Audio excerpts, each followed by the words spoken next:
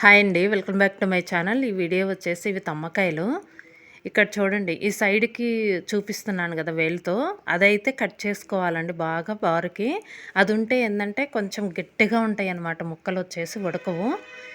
సైడ్‌కున్నది ఉన్నది తీసేయాలన్నమాట. చాకుతో బారుకి సైడ్‌కున్నది కట్ చేసుకోవాలి. ఇక్కడ చూపిస్తున్నాను గదా! ఆ సైడ్‌కున్నది మొత్తం కర్ర పుల్లలే ఉంటదనమాట. అది కట్ చేసుకోవాలి. ఎందుకంటే టేస్ట్ బాగోదండి.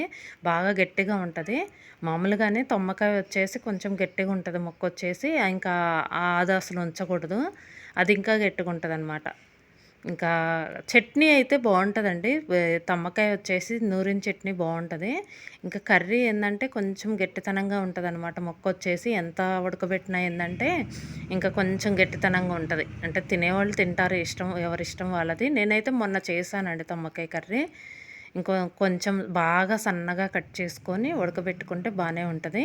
ఇంకా సైడ్‌న మాత్రం అది తీయాలండి. లేకపోతే బాగా గట్టిగుంటది ముక్కొచ్చేసి. ఇంకా ఇవి పచ్చడైతే చాలా బావుంటదండి. తమ్మకాయ వచ్చేసి ఇవేందంటే అన్నయ్య వాళ్ళ ఇంటి దగ్గర చెట్టువనమాట. ఇంకా చెట్టుకొచ్చినియనమాట. అంటే ఇంకా ఎండిపోబోతున్నాయి. ఏందంటే కొంచెం ఎలా అయినా కొద్ది కొద్దిగా వస్తుంటాయి గదా! ఇక్కడొచ్చేసి ఇదొక బంతండి. ఈ బంతి పేరు తెలీదు.